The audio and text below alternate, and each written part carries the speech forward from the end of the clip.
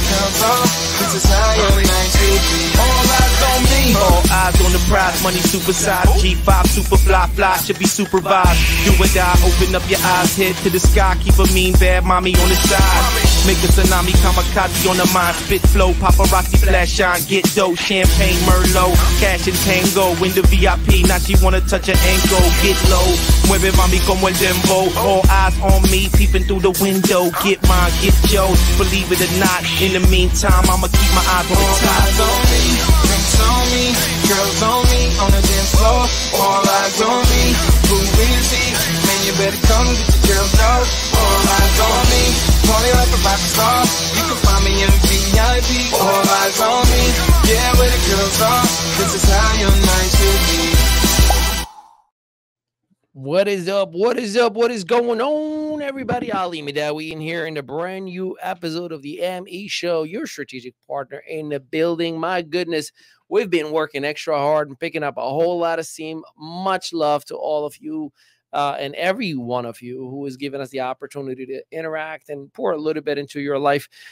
Today's episode is brought to you by the house, the ME Studio. Hey, man, we are doing so many things behind the scene. And if you are a New Jersey resident and you are a creative genius, if you want to have your own podcast, if you want to have the secret formula of everything that we're doing in here, hey, we're looking to actually share the space with other incredible individuals. See, sometimes the studio is open and you may be using it as a podcaster. Heck, we'll even collaborate with you to make you look like the authority figure, the speaker, the trainer, the amazing individual. We have a 3-unit space. One is for all things infomercial training, presentations, photo shoots. The second one is the real room. And you know where we at right now in the ME Studio, the hot room, where everybody wants to get their butt on that hot seat. And I would love to interview you. I'd love to make you look like an authority. And if you haven't heard, we also have distribution on major publications globally. And whether you want to focus on the United States or you want to go global, we definitely got your back. So ABC, CBS, NBC, and all of their subsidiaries, we'd love your story to be featured. We'd love to create a full-blown campaign with and for you. So let us know and definitely stick with us all the way to the end, because we're going to be giving away a 7-night, 8-day vacation, baby, to one of our 3,000 resorts. So you're going to hear about that a little bit more later on. First and foremost, my man, Rich Tomes, is in the building. Rich, what's going on, my guy? So good to see you yet again, and another beautiful week. What's up? What's up? What's up? Hello. Can't hear you. Can't hear me. Mike, can you hear me now? Still can't hear you. Wow. Let's try this again. Technical difficulties. There you go. Now? You got me? My man, Rich Tomes. What's up, my guy? Not much. How are you doing today? Amazing. Thank God. Amazing, amazing, amazing. I could use you a little bit closer to the microphone so the world can hear you. But first and foremost, man, we had an unbelievable week. We had Joshua and his brother-in-law, Rob Mason, the producer, in the building. That was I think you learned a thing or two about me through that interview itself. At the same exact time, our air conditioner went bonkers over the last couple of days, and then the HVAC guys couldn't get to the house. We had a couple of days with 87, 86, 85 degrees at nighttime, my guy. That's crazy. My mother's having the same problem. That's why I'm heading down there this weekend. My guy, see, I wish I was you. See, what you do, what you don't know, ladies and gentlemen, that dude right there does it all. He can go from mechanic to carpenter to a web developer to chief production officer. He's got it all, and that's why I'm grateful to have you in my life.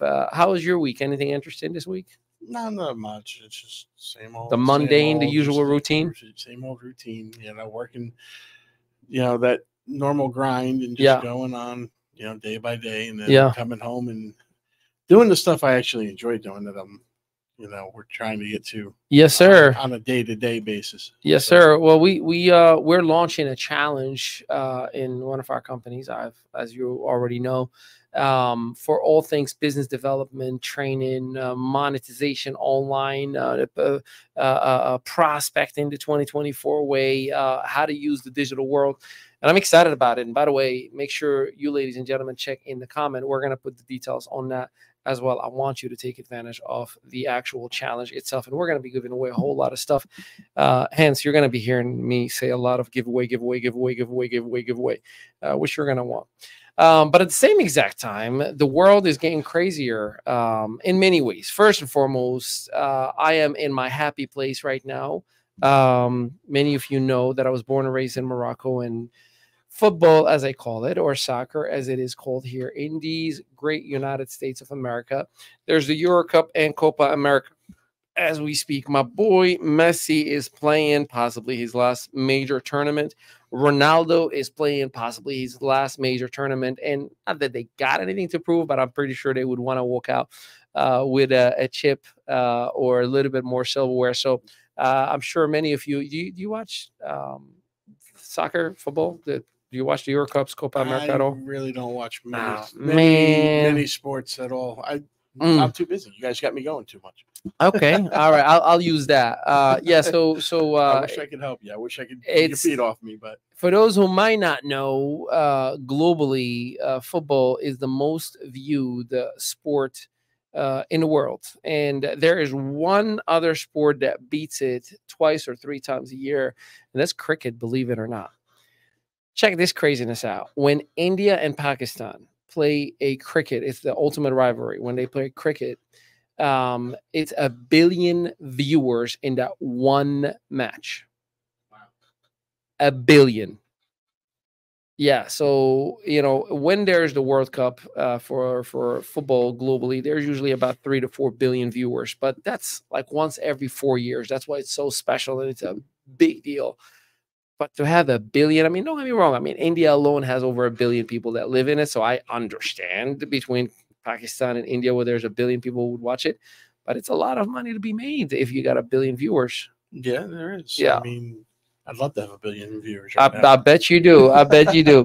Yeah, but anyway, so that's going on right now as we speak. But at the same exact time, on the other side of the token, there's we're in a political season right now.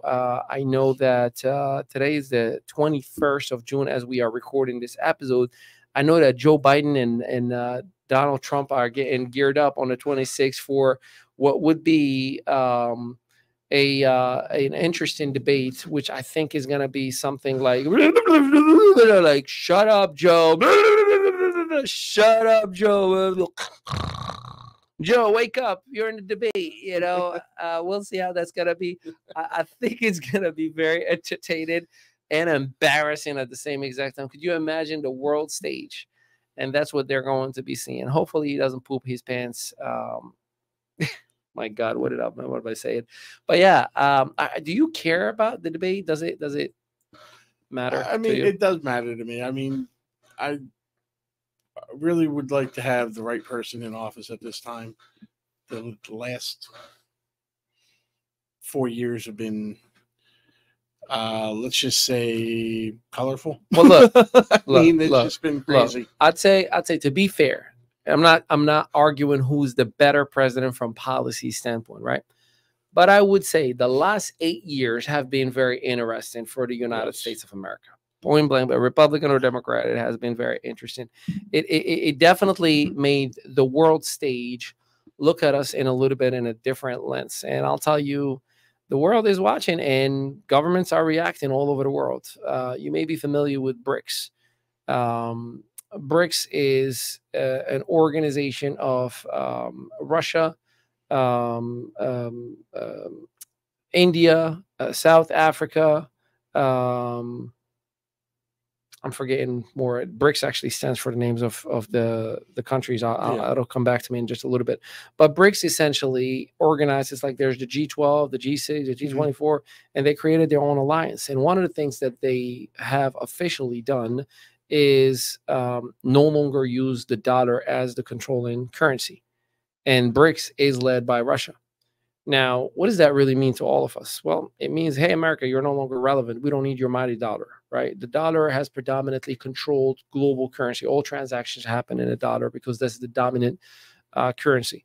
Well, here's the scarier part is that 50 plus countries have pledged that they're going to actually align and sign into BRICS and no longer use the United States dollar, which devalues our money and makes us, again, irrelevant, right?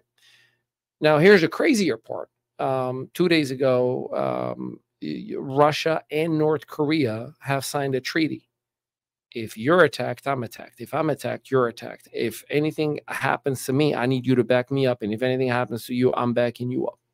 Where now you have Putin and Kim Jong-un. Did I say it right? Yeah, I didn't mean to like go put the little emphasis. Please don't cancel me. I know I put an emphasis on that accent. Kim Jong-un, right? Satire, humor. But they are now an ally, which if you look at history, right? There was the Mussolini of the world and the Hitler of the world, and back in the 1917, that led to World War I and then World War II. It's like there's a little cycle. Now, I am not a pessimistic person. Rich, you know me for a very, very long time. I'm extremely positive. I'm not gonna lie to you. When you add that whole recipe, where you are attacking or you are losing steam financially, where I don't need to use your money, I can use my own.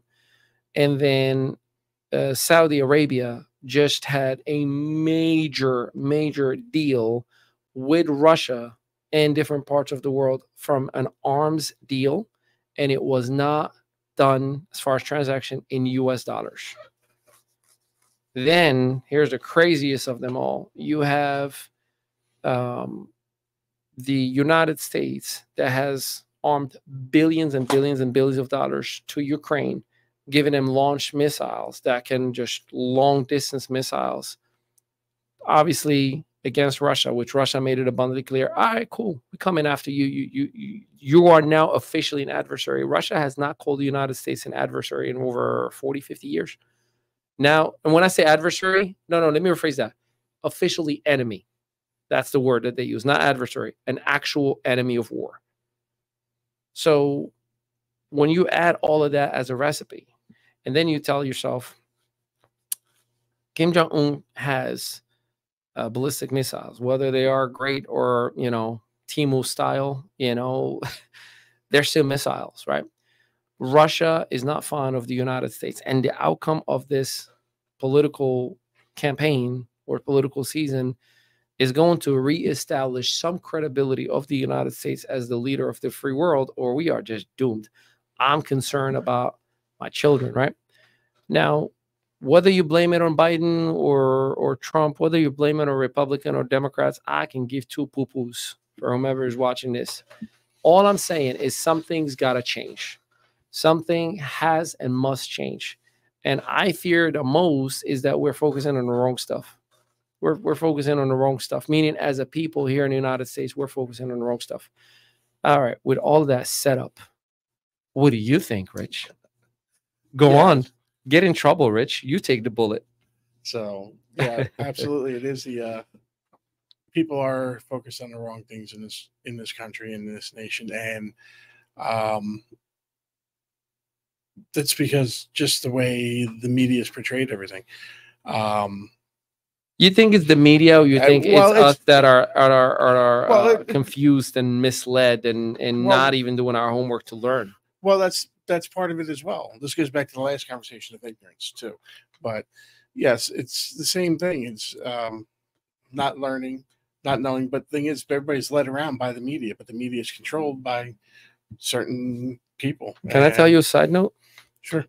Whenever the camera's not on me, you yell at me for I know, and I do doing this, and you do see it's a different thing when the microphone is in front of you. I like that little smile. Catch him, ladies and gentlemen. Catch that smile. That's that guilty. Like I told you the last time, my biggest thing is this, because you shake the camera.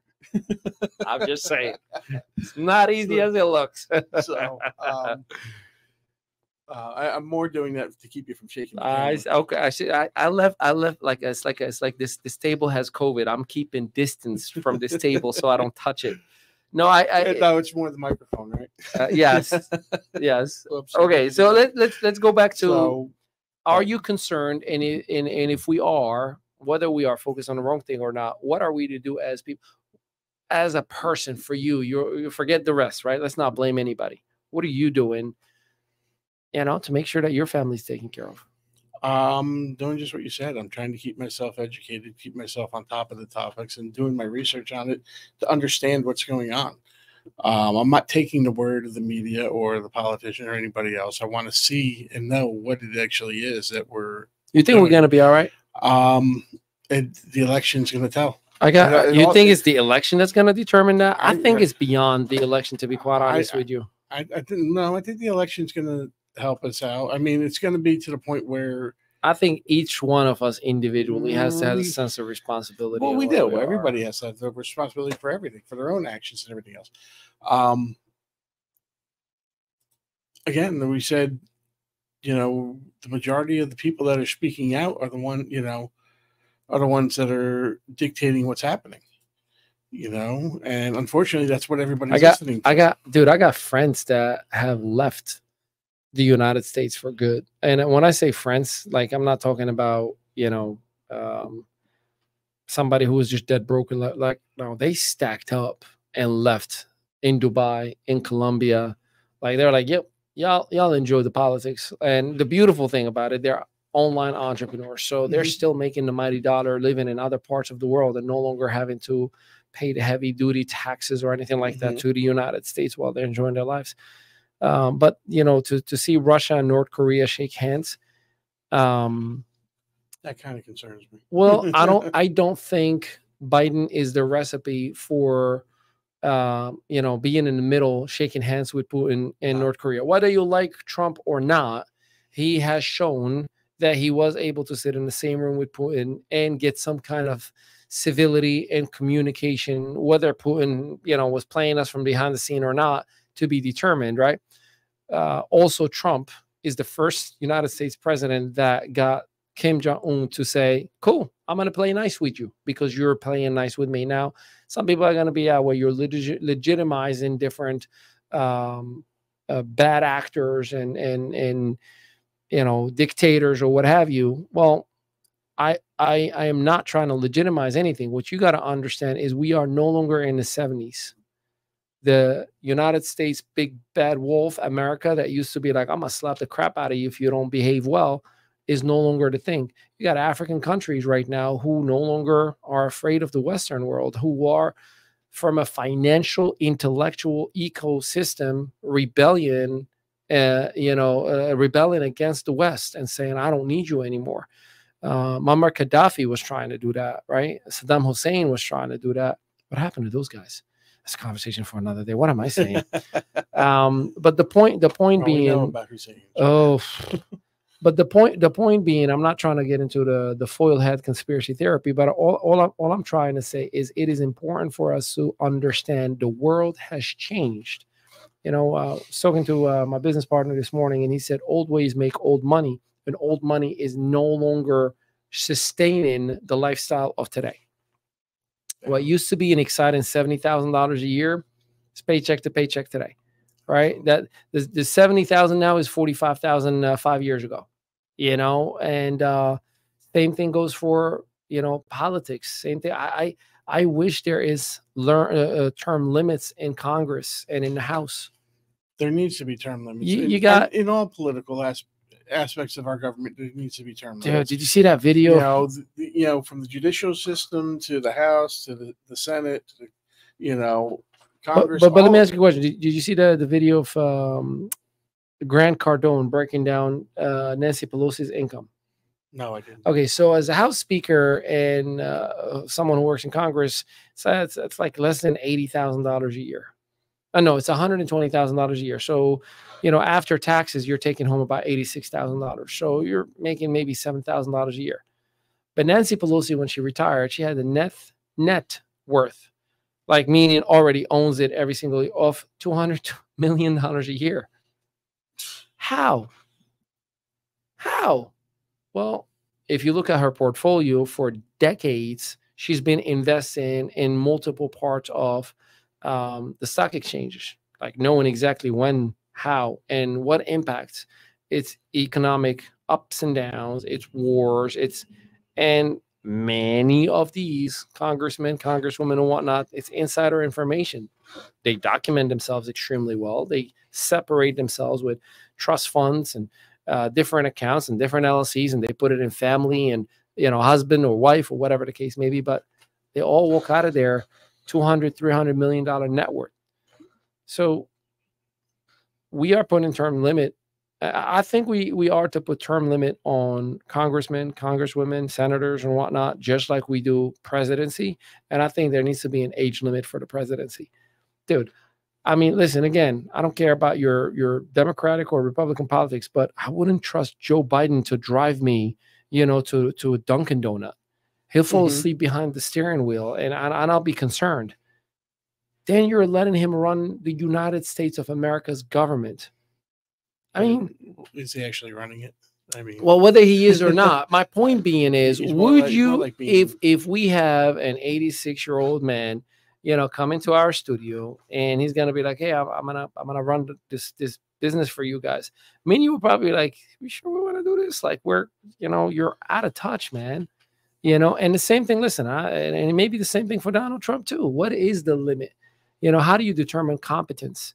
Where's the level of competence to wisdom to complete ridiculousness and mind-boggling craziness? It's got to be the same way they do it with whether or not you can live on your own or if you can drive on your own. Yeah, because I mean, if you need assistance for just everyday tasks, you shouldn't be running the country. Yeah.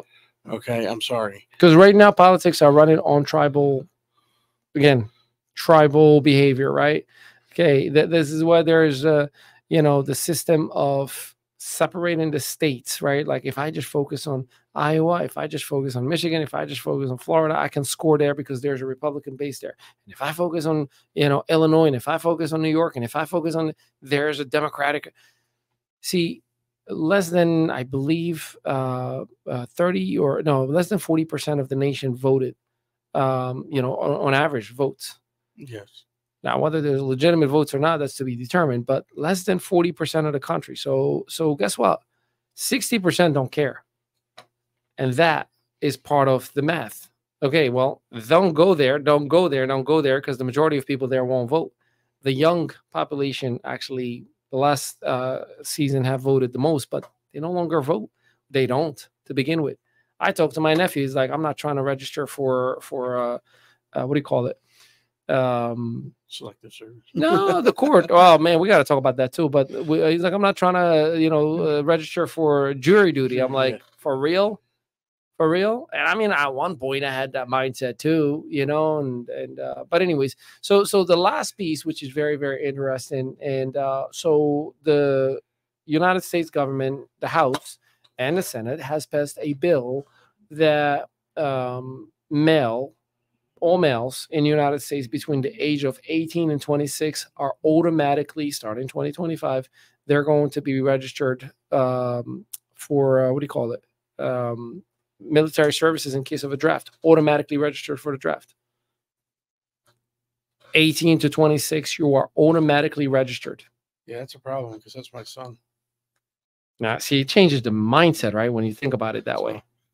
My father was in Vietnam War. Get your camera up. Let them see you as you talk. Let them see. Let them see the beautiful face. There you go. So, yeah, my father was in the Vietnam War, which was, the most unpopular war. Not that war is popular to begin with. But I get it. It was the most unnecessary loss of life. That was also the one, where soldiers came home and got the worst reception and everything else, where they weren't, they weren't treated properly. Correct. Yeah, most opioid came from that. Yeah. That aside, I mean, people took it out on the soldiers that were doing a job that they were told they had to do, and they were legally drafted to do because the draft was in place. And my father, to avoid the draft, because the way the draft used to work was if you got drafted, you got put in line and you were told if you were going to the Army, Navy, Air Force, or Marines. You just got based on certain based on that, you just got lined up and they just went down the line: Army, Navy, Air Force, Marines. Right. Oh wow! Line. So you never knew where you were going if you got drafted. Yeah. So to avoid the draft, my father actually enlisted because he didn't want to get put in someplace he didn't want to be. He wanted to be in the Marine Corps.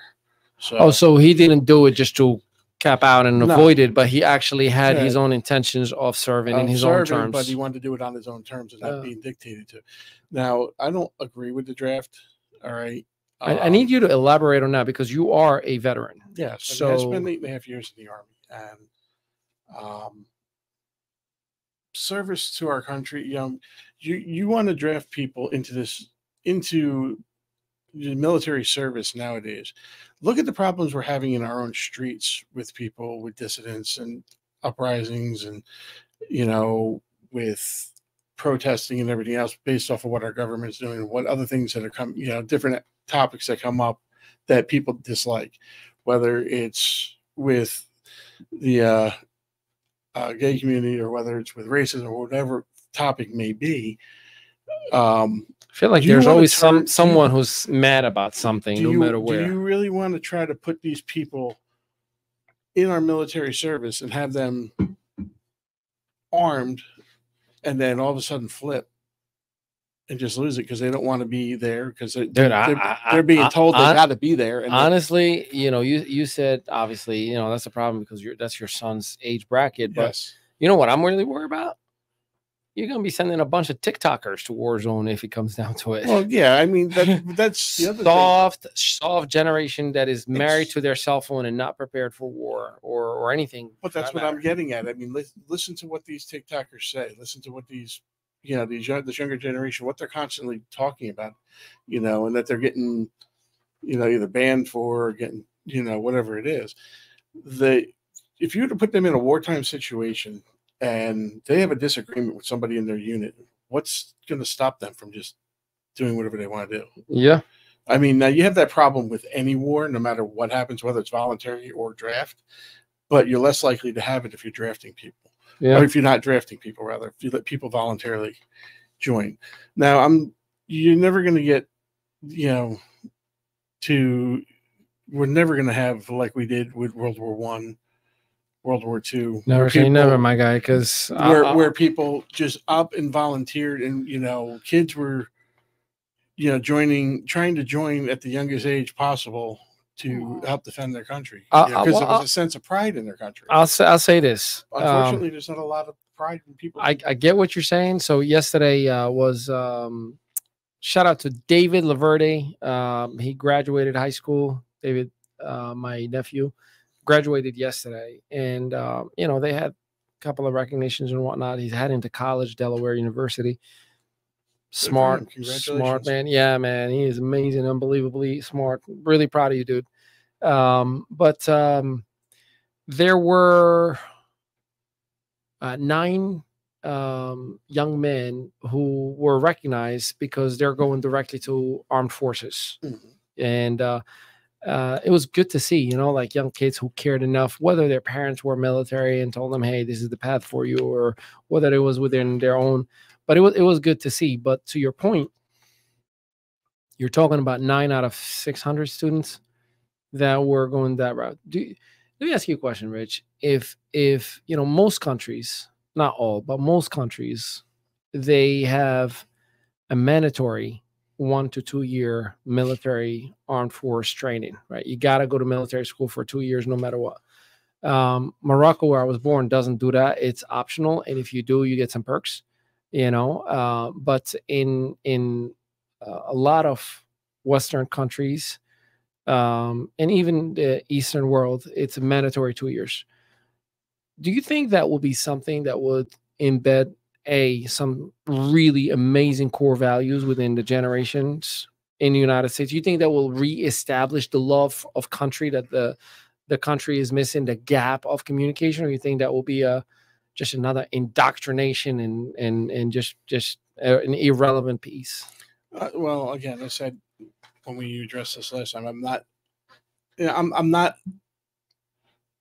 I don't feel that we should force things on people, but I'm not against the idea. It all depends on how it's brought about and how it's actually done and handled. Okay. Handling it like a regular military school, maybe the way to go to instill discipline and a sense of teamwork, a sense, change, all the values of the military, which is what, I get a lot of my values from my family and from the military. But I'm asking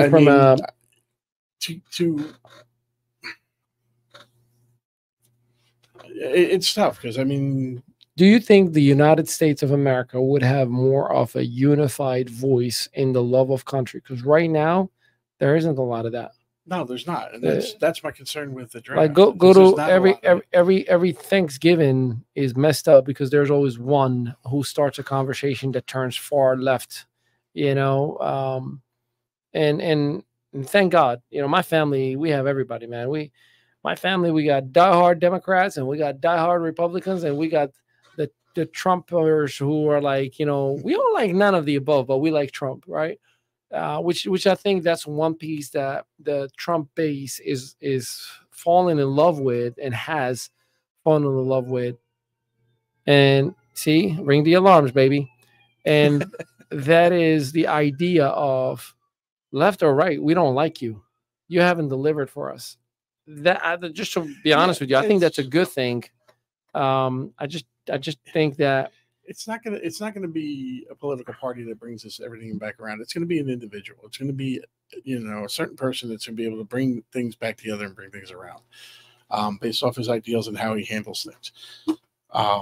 Whether that's Trump or whether that's Biden or whether that's Joe Smith from down the creek. What do you think about Vivek? You ever heard of his? No, I haven't followed a lot this time around. If I was interested in Vivek. You know, he was definitely a lot of, aligned with a lot of Trump policies, but I liked how he operated. I liked how he would be open and talking about LGBTQ issues without offending, but still standing strong within his core values. I like how, you know, he wasn't afraid, still isn't afraid to talk about, you know, the war in Ukraine and all these different things. You know, where I don't even know. I don't think most people understand how bad it is right now for the United States. The United States, everybody's gotten too sensitive about everything. So I mean, everybody's, you know, it seems like no matter what the topic is, what somebody says or who it is, somebody's offended. And somebody gets upset, somebody gets angry and aggravated, and this protest happens, or this outbreak happens, or you have this mass shooting, or whatever it is. You know, it's just so again, too many people are too sensitive about everything, and it's allowing kids to grow up without discipline. It's allowing kids to grow up let's do this without, you know, a sense of value or morals or anything else, and not being able to correct them properly. You know, it's all right to let your child grow up and have their opinions and have their, you know, their thoughts and everything else, but not to turn around and have a 6-year-old tell your mother to go F herself because he doesn't want to do something. Boy, that kid would have heard a quick. Yeah, but where I grew up, exactly. Same, but that ain't gonna happen. I get it. Here, and that's the problem. Yeah, I'm not condoning in any ways. I don't want anybody to think I'm condoning. Yeah, look at that camera. Say it again. Hitting anybody. Hashtag I love children. Condone hitting children. Hashtag hitting people. No hitting kids. Know, timeouts, great. That's fine, but you got to stick to your guns. You got to stick to your values. You can't turn around and say you're gonna take something away from a child as punishment and then 2 minutes later hand it back to them because they started throwing a fit and you didn't want to listen to them cry. Yeah. No, I listen, I get it. I get it. Let's look, we're going to take a little break, and I think it's important when we come back, we're going to be talking about the core values of a family and how it creates the adults. And I want to share with you on a personal level how it was for me growing up in my home country in Morocco, where my birth country. This is my home country. I've been here for the last 22 years, and I'm so grateful for it. And keep in mind, we are giving away a 7-night, 8-day vacation. If you want to know how, you want to stick around with us, hint, make sure you subscribe, like, or comment. You may be one of our winners.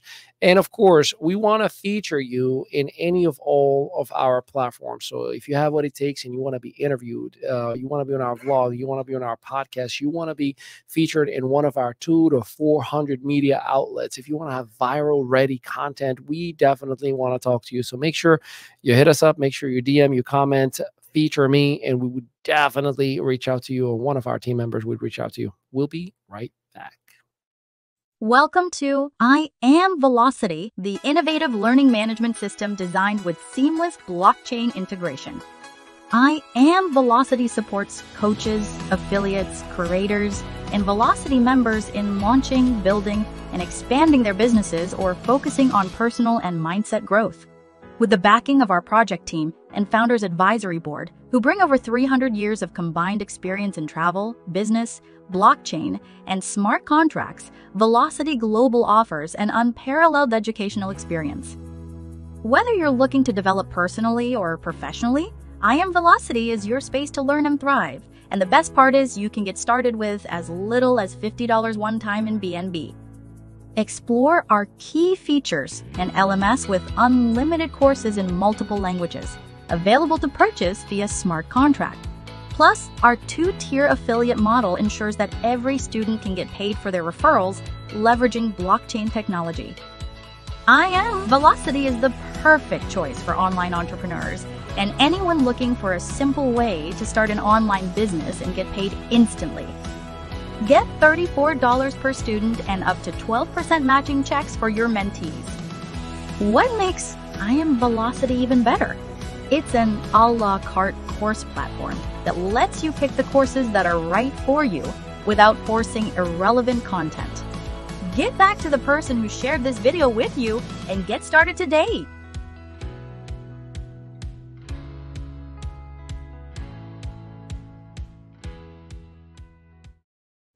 Welcome back. Welcome back. Ali Madawi here, your strategic partner and the ME show. Hey man, we've been diving head like they say. What was it? What did they say? Nose down? Nose down, right? Like a plane, nose down. We've been diving nose down or head first or whatever you want to pick, right? Into all things in the circumstance what are going on around the world right now. It's important. We are human beings. We are Americans. I am grateful and appreciative of being an American. And I have the privilege and the opportunity to speak on these different issues that are important to have as a conversation. Richie Rich, we talked before the break on all things, and we kind of left it off on family values, core values. And I want to share with you some of the things that made me the man that I am today. Listen, I don't condone the, physical disciplinary actions, right? In other words, like no abuse. I don't hit my kids. I don't hit my daughter. I don't hit my son. But when they were under 2 years old, there was the little pow pow, right? Like you tap on the leg, or I would flick my finger, like, you could see my son sitting, or I do the little pinch, right? He will be acting up or whatever on a restaurant, and all you see him is doing this face.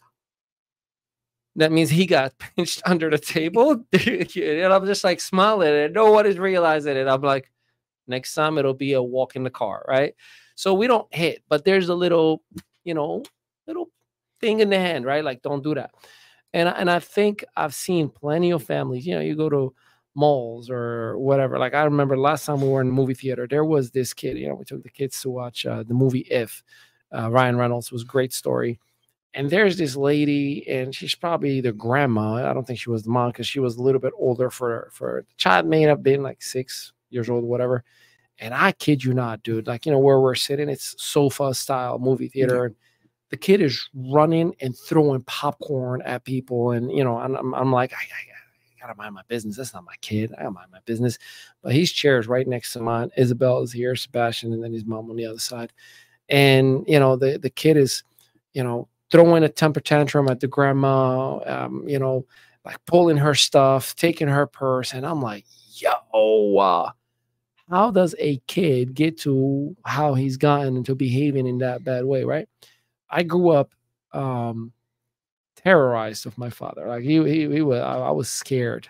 My father was aggressive. I'm talking about not heavy with the hand, but whatever was in the area, a cable, sandals, broomstick, garden hose, whatever it was. He was a very, very, very hands-on, let's just say, right? My mother wasn't as much, but she was physical as well. But that fear has created a sense of, first of all, made me a better father to my son, where I swore I would never put him through the pain because I know that emotion, right? But at the same exact time, fear in my father made me, in a way, respect my father, made me, in a way, as bad as it may have been, or how he did or didn't know, or whether his ways were the right ones, or he did what he thought was best. Till this day, as bad as some circumstances, and more than most, the trauma that I've had to endure and the circumstance that I had to endure, but I respect my father. And when I talk to my father or my mother, I'm always worried about what would my mother think? What would my father think? You know, everything that I say on this video, on this platform, I'm like, what if my father's watching right now? Like, you know, I don't want to get a phone call like, hey, what was that? What were you saying? Right. Though I'm a grown man and I have my own ways of thinking and I have the way I operate, and it's like, hey, this is the way I do it. But subconsciously, I'm always like, what if my father sees this? Right. And I think that sense of accountability has helped me to make some sound decisions that kept me out of the legal system, that kept me out of trouble, you know, not owing anything to anybody and running away, like just not doing the criminal stuff. Because I think that lack of accountability or the sense of repercussions if you do something wrong at an early age stays with you to also know deep inside, if I do something wrong, I might end up in something bad thing, right? So some people may say, well, timeouts will do that. Yeah, I agree. I do timeouts and I enforce grounding. I enforce that you're grounded kind of a thing. But at the same exact time, it made me tough, man. It made me man. You know, I'm not a fighter. I fought in UFC, you know, fight. It was pretty awesome. But you know what I'm getting at. So this generation is a lot softer and is more. I feel bad for new parents. You know, like you have, I mean, I've seen kids who throw, like, you know, start punching their dads and mom and whatnot, and father and mother's like, it's okay, it's okay. And the kid is like, man, boy, hey, I'm tap me in, dad. Let me just tap me in. I'll show you how you do it. Like, tap me in, right? Yeah. But it's a soft, this is what I'm saying. It's a soft generation that has lost the ability to discipline your children. And I think if you can't control your kids in a public setting, you shouldn't go out in a public setting in the first place. No, absolutely. And you're saying that this child was acting up at the movies, you know, with the grandmother and everything else. It was bad. Again, because of the repercussions that as an adult nowadays that could come from disciplining a child in public. Yep. Is also brought that same fear back to people like us, afraid of getting in trouble for doing disciplining a child. All right. Well, first off, it's my child. I'm the one raising the child, not you. I'm the one who has to live with the child day in and day out. I'm the one who has to deal with the child day in and day out. Yeah, you can't do that anymore. And I think you know that. And that's the problem. The school system will get you in trouble for disciplining your kid if the kid reports that you heard that child. Like, I remember my brother, his son now is 17 going on 18. But I remember when my brother has gotten child services knock on his door.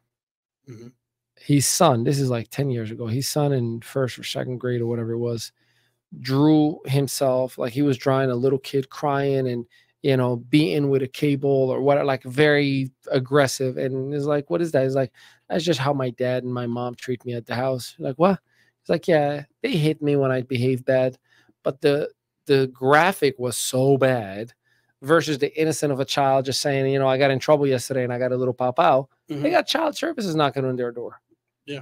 Imagine that, and threaten, like, we'll take your kid away from you if it's if we find something bad. Yeah, well, that's the problem. I mean, people are actually butting into a situation they know nothing about. All right, they're going off the word of you know, this little tap that you're talking about on the leg or that little slight little pinch or anything else. You can have people report you publicly if they they can report you publicly. But the thing is it's not even that. You know, a child from the age of 3 to 7 years old that gets that little bit is going to, that to them feels like they're getting beat to death. Oh, how many times we just do the clap next to the baby and the baby cries if you hit him. But that's what I'm saying is the child's perspective of it is misconstrued. And they take it as, you know, that it wasn't just this, it was, you know, really. Bro, that was loud. Really, I think everybody who's listening on the podcast right now, they think you just slapped me. Just make sure you did disclaimer. For those who are just listening, I did not get slapped right now. My goodness. That's evil. What I'm saying. You got some heavy hands, dude. You know, that's a different story for a different podcast. But that's what I'm saying is that little tap to tell your child, no, you don't do that. is being misconstrued as being actual beaten, and they're not. Yeah. 9 times out of 10, they're not. But again, it's the fear of the repercussions of what could happen. And then because of that fear of the repercussions of things that can happen, the adult can't do anything to take care of it or discipline or control the child.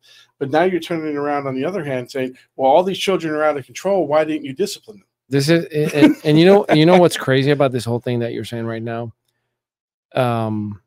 You live in Lakewood, right? Jackson, right? Jackson, New Jersey. But next to you, there's Lakewood Township, yes. Right? And specifically in the Hasidic Jewish community, they have their own school system, their own schedule, and they can do whatever they want. The fascinating thing, and I'm sure you've driven around, and you can see the kids just standing, like 4 or 5-year-old kids standing in the street, walking around all the time by themselves, doing what do you call this? Hitchhiking, right? And no one says anything about it. No one says anything about it. I mean, and I'm not picking on the Hasidic Jewish community. I'm just saying there is a sense of unfair advantage or unfair treatment, because I guarantee you, if Isabel was outside in the street by herself, my daughter is 3.5 going on 4. If I leave her and she's hitchhiking in Route 35, I bet you everything I am getting in some deep craziness, right? Like, and I've driven child endangerment. Yeah, that's what I'm saying. And then I said, you drive there and you're like, what is going on? Why are all these kids just standing in the corner of the street and trying to hitchhike? And they are all between 5, 6, 7, 8 years old. And you're like, you ever heard of child kidnapping? You ever heard of child pedophilia? You ever child of black market selling kids and all that stuff? All the time. I see parents walking with their kids. The kids will be 5 blocks ahead of them. Yeah. While they're walking and everything else, where they're going to, to temple or whatever it is, constantly. And these kids are crossing street after street. But the interesting thing, that gives the kid an advantage of character building where they are independent on their own. That's old school. I mean, me and you did that when we were kids. I'm not saying that they're doing anything bad either. But,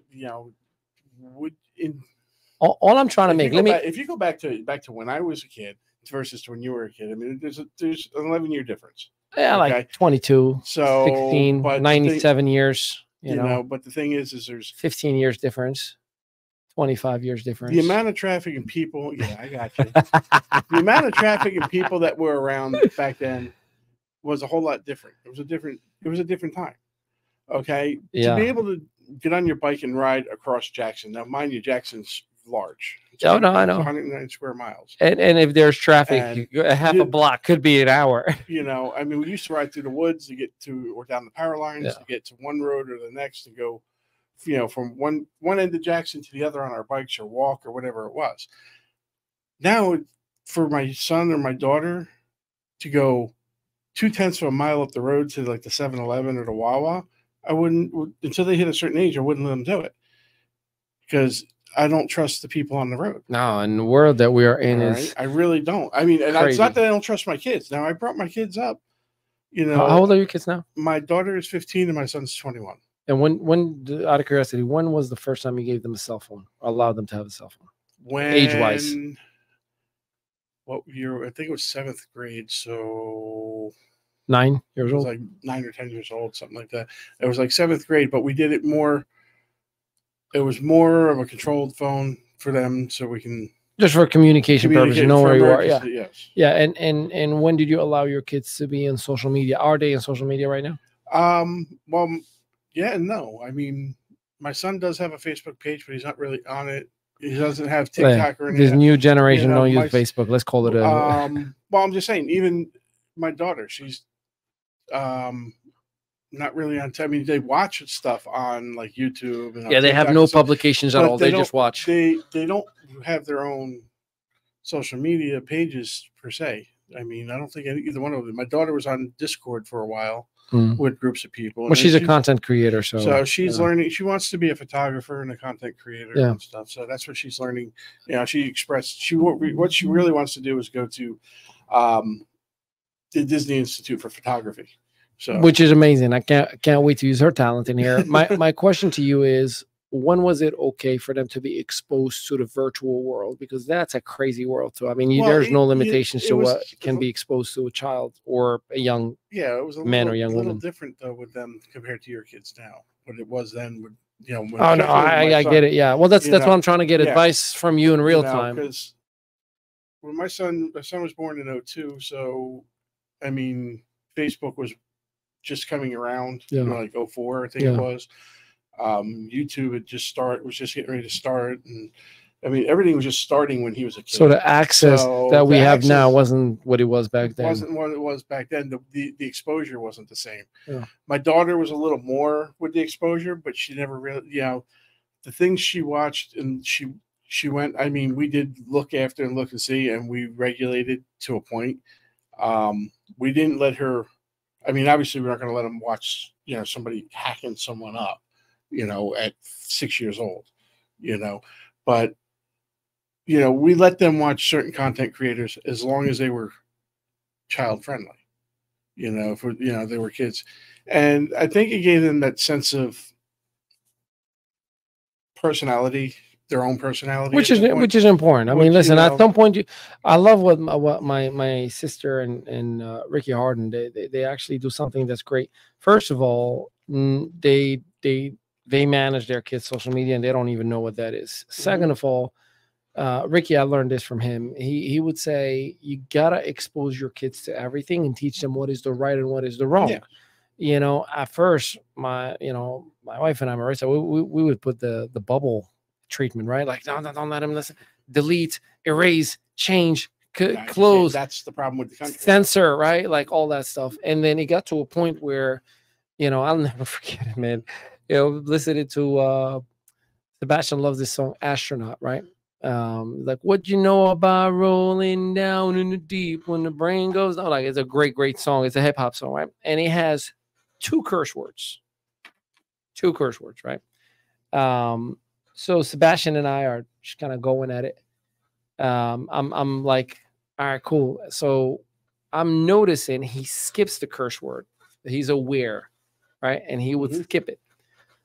But then at one point, like, he was like, can I listen? I'm like, yeah, you can. He goes like, well, what I want to do is I want to learn all of the lyrics. I was like, if you learn all the lyrics, I'll give you $20. He was like, all right, cool. So I give him the phone, and then, he can see the lyrics, and then he doesn't skip on the curse word. He says it. So I just did one of these, and I'm like, all right, I'm going to let that one slide. I'm going to act like I didn't hear it. This is just me and him in the car. In his defense, you did tell him all the curse words. Oh, no. Yes. Then he's going again, right? He's like, oh, I'm going to get it. He's going again. And I was like, okay, well, just remember, we say, ships, basically say ships, He was like, okay. And then he's going and he says it again. I'm like, Sebastian. He was like, what?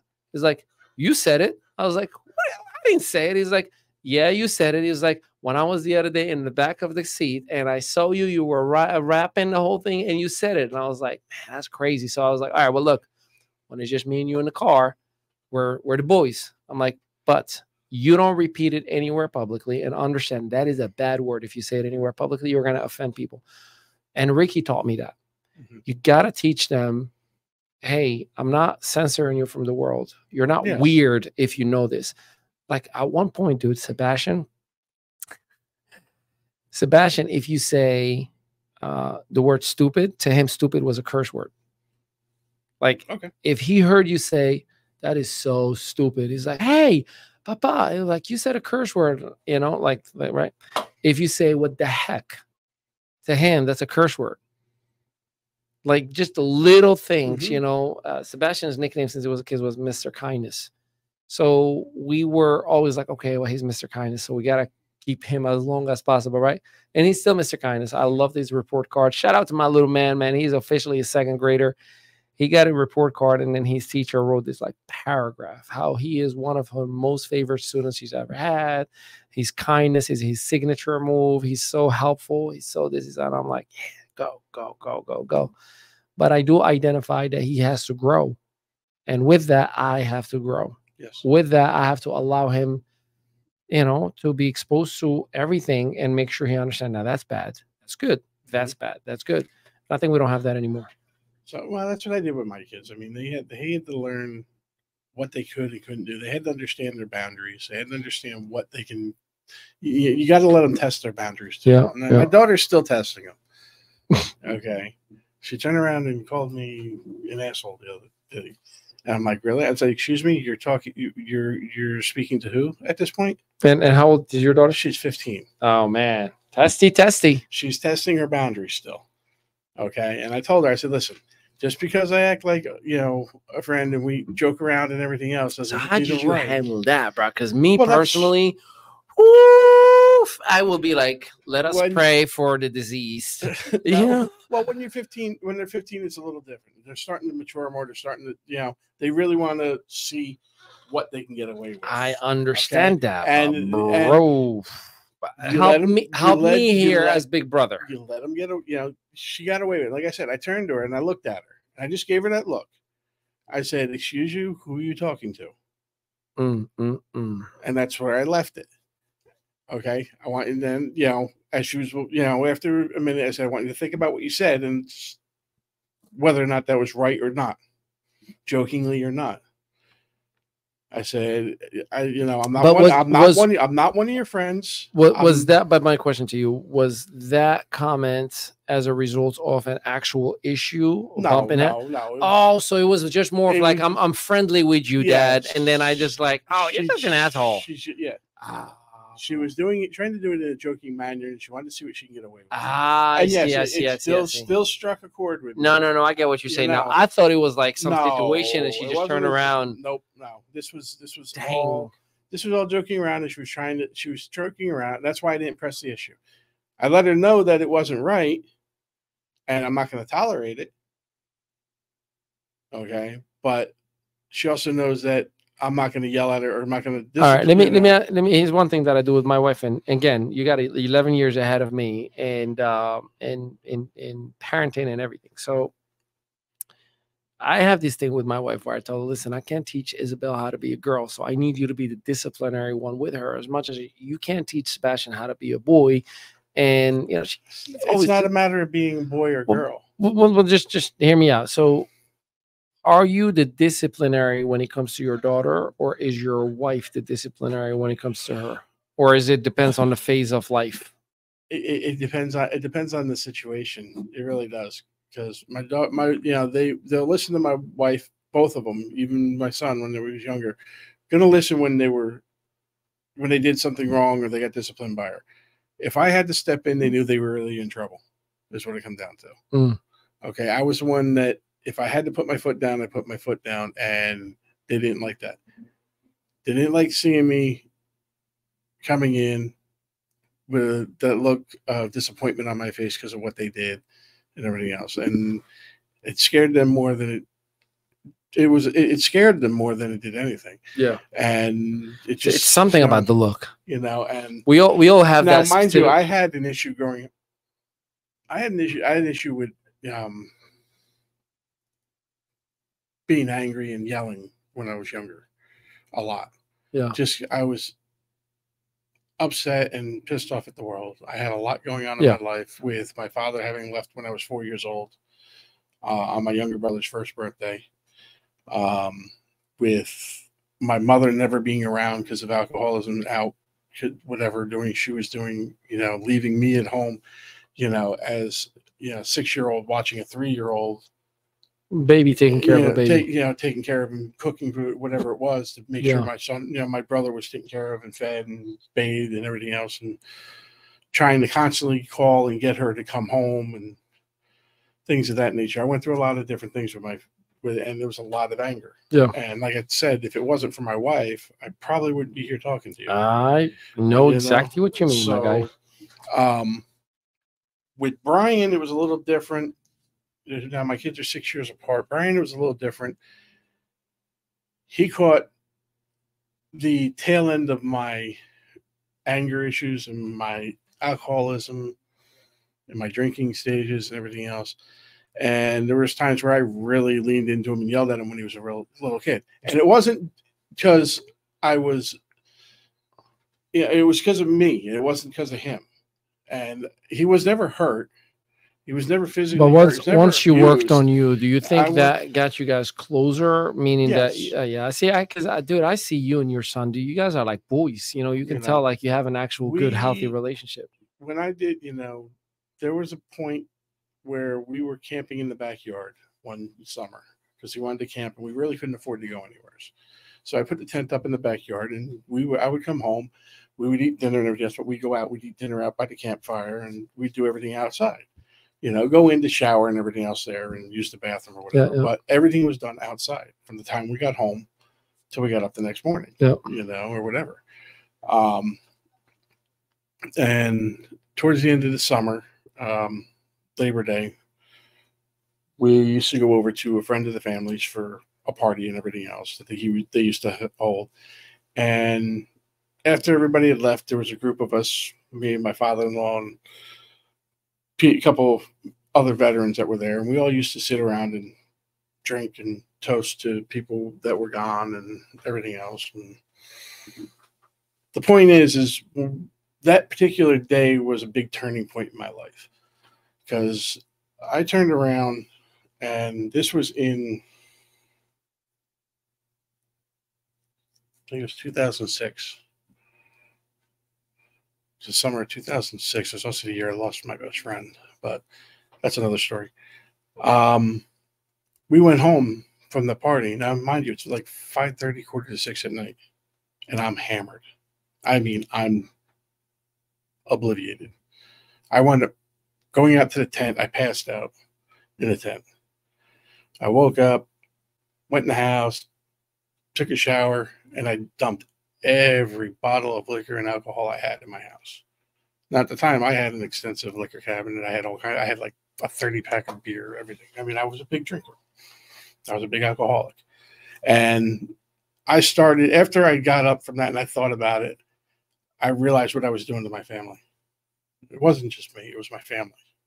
And it wasn't just my wife and kids, but it was her mother and father. It was my mother, my brothers, and everybody else that was around. And like I said, that was a big turning point in my life to turn myself around. And from that point, I handled things a lot differently with my kids and with my wife and my family. Okay, I was no longer hollering and screaming. Now, yes, I still got upset and angry, and I did holler and yell, which we all do. You are human. We all have those flaws. We all do it. But I've gotten a lot better with it over the years. I've curbed it. I've controlled it. Yes, I'll have a drink every now and then. I've went through my bouts with alcoholism several times over the years where I felt I could control it and everything else, which control over alcoholism or any addiction is an illusion. There is no controlling it.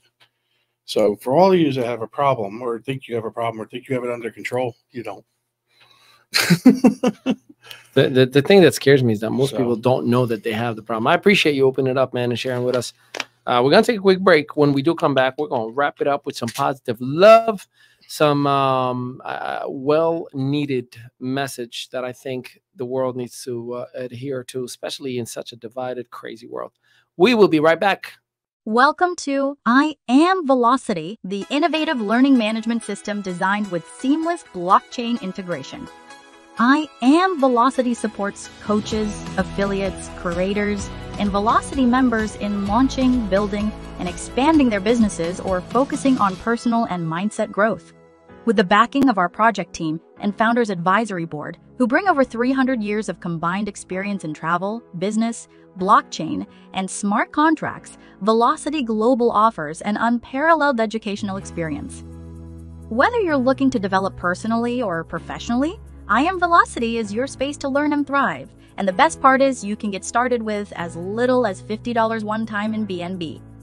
Explore our key features and LMS with unlimited courses in multiple languages, available to purchase via smart contract.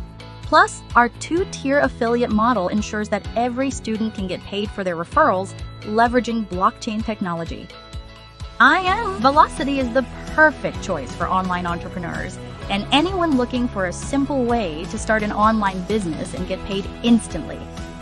Get $34 per student and up to 12% matching checks for your mentees. What makes I Am Velocity even better? It's an a la carte course platform that lets you pick the courses that are right for you without forcing irrelevant content. Get back to the person who shared this video with you and get started today.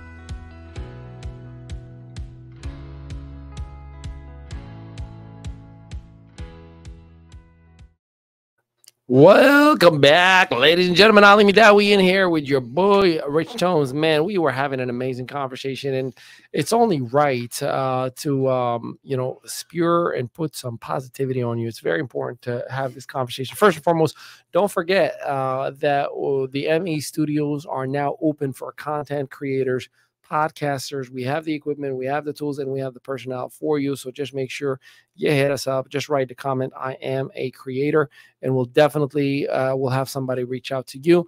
At the same exact time, we have our PR and marketing campaigns ready to rock and roll. I mean, we shoot right from the hips. Whether you need a full interview like we're doing right here, right now, with you as our main story, and we will feature you in our vlogs, we will feature you in our podcast, or we'll just give you the raw footage and the audio edited and completed, and you can use it. We can also embed your own commercial breaks at the same exact time, create viral ready reels and shorts that you can use everywhere. Usually we get about 5 to 15 solid pieces of viral ready content. And at the same exact time, we'll place you in one of our 200 to 400 media outlets, ABC, CBS, Fox, and all of their subsidiaries. We want your story to be told, and we know we can get you there. And the best part about this, no, it does not cost thousands of dollars. You just got to be business-minded. Talk to us, and we will figure it out at your own speed, at your own process, and at your own budget too. I know you like that last part. All right, cool. Let's get into the conversation. So one of the things that I think is important to identify is we live in a very divided world, very tribal world, and even more so, look at just, I mean, if I were to just get into the conversation about what's going on between Ukraine and Russia, what's going on in Israel and Palestine, what's going on even in our country between Republicans and Democrats, everything and everyone is divided over a lot. And what sucks is that if you were to just educate yourself and have a sense of empathy and understand that, no, it's not just one side is bad and one side is good, but there are multiple circumstances and situations that have gotten us into the bed. The problem is peace does not make money. The problem is positivity does not make money. So therefore, the more war there is around the world, the more famine, the more hunger, the more bad circumstances, the more media are sending ads and commercial time, the more that you are sucked into this idea that you are making a difference, but you're actually not. You can go ahead and talk about Palestine and you can talk about Israel until you turn blue. It won't make a difference. You know what will make a difference? Ceasefire from both parties. And I know one side is going to say, well, Hamas is going to stop. Hamas is like, well, we're just the only people who have weapons because Palestine just have rocks in their hands and, they're terrorists and they're this and that. Listen, if you just educate yourself on coming together, one of the things, and I hate award shows, by the way, but the last Oscars, one thing that they did was phenomenal. My wife likes the award shows because of the outfits and the gowns of the women, all that stuff. And, I'm like, yeah, I've watched. Well, you got to watch with me. One of the things that the last Oscars have done, the award show, they had an orchestra of 7 lead artists. And they were violin, piano, all these different instruments, right? And the president of the Oscars, or whatever his title is, he came out and he started just giving his 2 cents about bringing people together and unity and including minorities and making sure that we give a fair opportunity to men and women equally. And we added and we've done this. He's like, and the one thing that is an example how we can solve any and all world issues. He's like, right now, those 8 artists that you're hearing from playing in the orchestra right in front of me in the background music, 4 of them are Palestinian and 4 of them are Israelites. And they're sitting right next to each other and just playing harmony, beautiful music. No one is fighting. He's like, this is the example that if we were to just speak to one another, if we were to just understand one another, and the craziest thing of them all, you got a few old men, and in some cases women too, who are making decisions for global wars, economic problems, and all that stuff, while we, the people, do you know how you can control it? This is my opinion. Again, this is what I'm doing. Become filthy rich. Now you're gonna be like, well, Ali, that's pretty selfish of you. I'll tell you why I'm gonna become filthy rich. That's the solution, because it creates a sense of independence for me to not have to wait for Uncle Sam or any government for that matter to give me anything. Right now, the reason that most people are so embedded into, well, I got to vote and I got to voice my opinion and I got to say how bad is Trump and how bad is Donald, how bad is Biden and yada, yada, yada, yada. If I were sustaining my own bank account in a ridiculous way that I don't care, do you think rich people worry about taxes, bro? They don't. No, they don't. They don't. Like actual million per month wealthy people, they don't worry about taxes. You Walmart, they get a tax return. The corporation, how in the world is Walmart getting a tax return and Ali Madawi gets audited and gets hit by $84,000? Sorry, that's not funny, but how? The look on your face. I'm just saying, right? Like, yeah, I'm still, the Vaseline didn't weed off yet. I'm still hurt. The point that I'm saying is the wealthy does not care about taxes. Therefore, they don't fight. You know what the wealthy does? The true wealthy.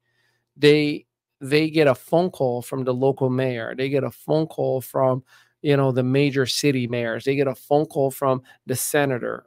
Shout out to Ryan Leonard, who opened NJF Studios in Howell. And you know who he had on his grand opening? No. The senator, the council, the mayors, like all of the different established, current, prior, and who was running for the seats. They were all there. They were all promoting him and giving him shout outs. They brought a whole letter from their own departments recognizing him and all these different things. Do you know why? I don't. Because he did $160 million in 2023 take home. And you know what they wanted? Contribution. They wanted an influence. And you know what my man did? He said, well, I'll contribute, but here's what I need you to do. Here's what I need you to make happen. Here's how I need the taxes to be. Here's this, here's that. He had a say. All right, cool. You want my money? How are you going to spend it? I'm not going to give it to you unless I know for a fact you're going to do it like this. And remember, in 2 more years, you're going to come back to me and you're going to ask for more contribution. And I'll help you. I'll give you $100 grand for your ads. But I want to see this, and that. That's why I know all I got to do. What do you think Elon Musk? He doesn't care. He says it. Doesn't care. Keep your money. F you. I don't care. You don't want to promote with us? You don't have to. Screw you. We don't care. But guess what? Richest man in the world. Guess what? Every politician wants from him. Money. And he says, cool. Why is Dana White invited all the time next to Donald Trump? Billionaire. Donald Trump wants to be next to him. Every UFC fight, Donald Trump is right there because he has the influence and the money. Mm-hmm. That's why Ali Madawi is going to filthy rich, not just sustain 6-7 figures. No, I want filthy rich. I want to stink with money because every single legislator is going to come and say, Mr. Madawi, we would like for you to support our agenda. And I'm going to say, well, show me your agenda. And if it's not aligned with what I believe, and if I'm not convinced that it is 100% of what I want to see, yeah, I'm not going to support your agenda. I'm going to the other guy or the other gal. So that's what I'm going to do. That's what I'm going to do and operate. Dude, Kim Kardashian went from a sex tape, reality star to going to the White House once a year and giving her feedback on legislatures. Mm-hmm. Kim Kardashian, which, by the way, I respect the hustle. I ain't mad at you. Why? Billionaire. Billy makes a difference. Diddy. Everybody gets, what did Diddy do for 2 freaking decades? Vote or die. He would be right next to every politician. Now he's depicted as a pedophile, sex criminal, yada, yada, yada. I get it. But guess what? Everybody was pushing him. Billions. Money. Filthy rich. So I'm going to be filthy rich. And I'm going to do it the right way. We talk about eradicating poverty. So instead of just sitting home and eating ice cream and complaining about the world and saying that this is bad and that bad, become independent. When you no longer need somebody, that somebody's going to come to you and say, please, please. But when that somebody knows that, oh, they need us, that's when they get to make decisions with or without you, my friend. Get involved. I don't care if you vote left or right. How do you get involved? Just get educated, dude. Get educated. That's all it comes down to. The more you learn, the better you will operate. It's okay if you're a conspiracy theorist. We all are at some capacity. I don't care what you say. We all are conspiracy theorists. We all get that one, that one video, Rich, that you would watch and all of a sudden in a rabbit hole, you're like, oh, dude, that's crazy. Yeah, okay. We all, it doesn't hurt to be a little curious, like the what if. I think it's only through the what if conspiracy theories out there, or just theories overall, that you find good or bad in certain things. But whomever says ignorance is bliss, ignorance is ignorance, my guy. Ignorance is ignorance. So I just hope, and I want to leave you on a positive note, do right by getting educated. Become financially independent. Stop waiting for the government. For those of you who are in business, stop waiting for a mentor, an upline, a company owner, whomever has influence over you. Anytime, anywhere you need somebody, that somebody may leverage that over you. Become independent. My guy Rich and I are partners in here. We struggle together, and we will succeed together. I gotta give Will Smith one kudos. One thing that he said: if you're not there while I was homeless or while I was eating from the floor, you are not allowed in my red carpet and VIP section. My guy Rich has been with me through thick and thin. That's why I include him in everything that I do. And I'm grateful that he allows me to be part of his life as well. Rich, any final thoughts before we wrap it up, my guy? Well, I'm always been grateful since the day we met. So 2009. 2009. Through a lovely company we all want to forget. Let's go, baby. Shout out to... Yeah, I'm not gonna give him a shout out. I'm trying to find it. We can't do that. Well, let me just say, just remember, if that company, anybody of that company is watching, just remember, there's 3 things that matter.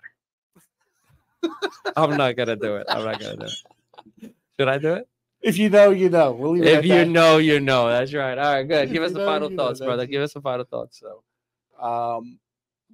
what we need more of is people to be more aware. Okay.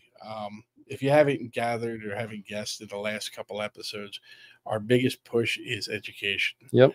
Okay. Not just for our kids, but for ourselves. Everybody needs to be educated. Don't go out there and talk about a subject thinking you know what's going on just because you heard it on Google or on Bing or, through one of the news medias. Now, don't get me wrong. Our news medias are great. Some of them are very honorable.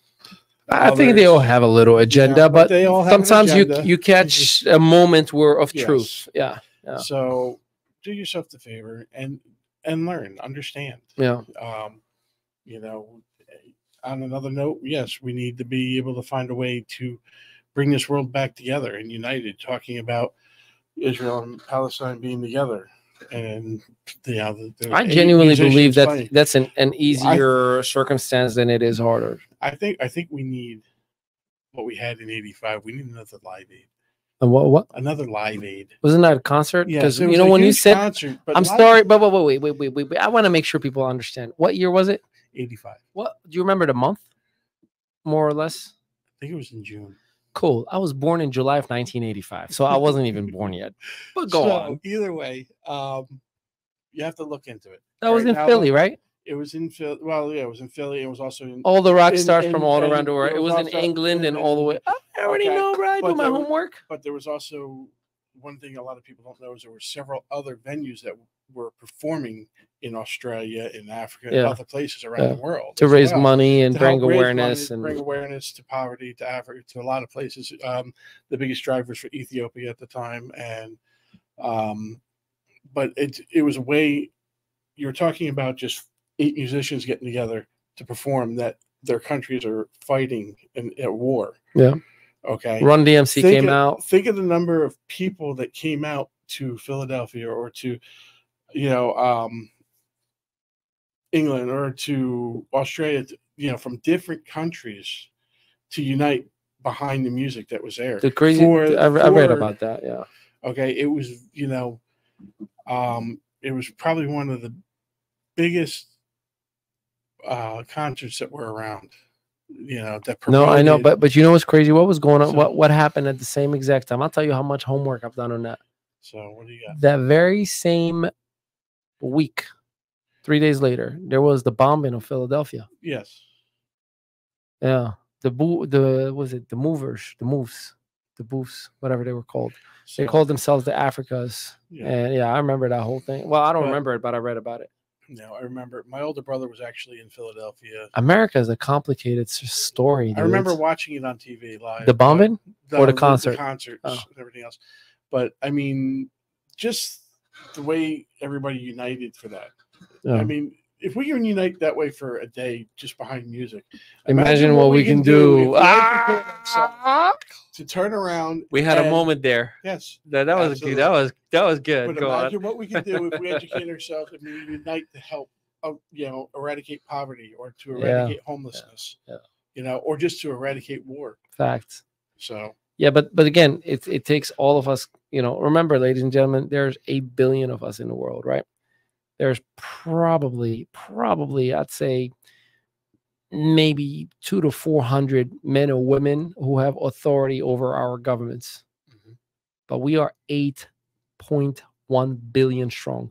Like, we just got to go about it the right way. Well, but some people will take this message and be like, yeah, let's revolt. There's more. No, dude. No, we're not trying to revolt. Become filthy rich.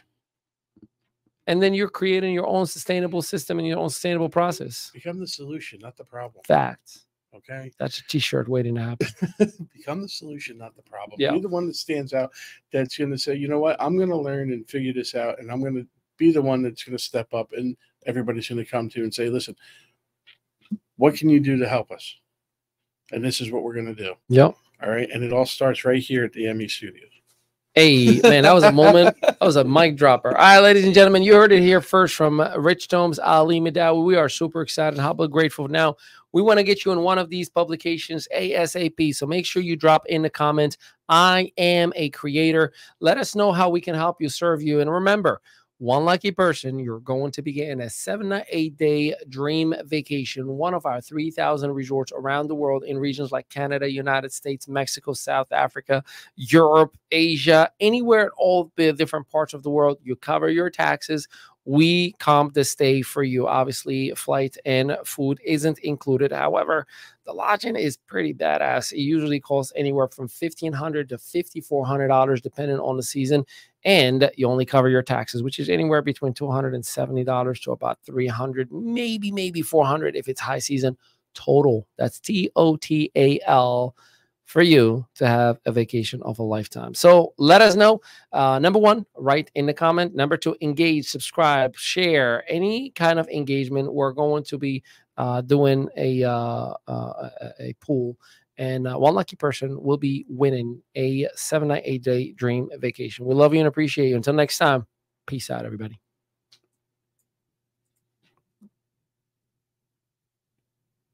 Welcome to I Am Velocity, the innovative learning management system designed with seamless blockchain integration. I Am Velocity supports coaches, affiliates, creators, and Velocity members in launching, building, and expanding their businesses or focusing on personal and mindset growth. With the backing of our project team and Founders Advisory Board, who bring over 300 years of combined experience in travel, business, blockchain, and smart contracts, Velocity Global offers an unparalleled educational experience. Whether you're looking to develop personally or professionally, I Am Velocity is your space to learn and thrive. And the best part is you can get started with as little as $50 one time in BNB. Explore our key features in LMS with unlimited courses in multiple languages, available to purchase via smart contract. Plus, our 2-tier affiliate model ensures that every student can get paid for their referrals, leveraging blockchain technology. IM Velocity is the perfect choice for online entrepreneurs and anyone looking for a simple way to start an online business and get paid instantly. Get $34 per student and up to 12% matching checks for your mentees. What makes IM Velocity even better? It's an a la carte course platform that lets you pick the courses that are right for you without forcing irrelevant content. Get back to the person who shared this video with you and get started today.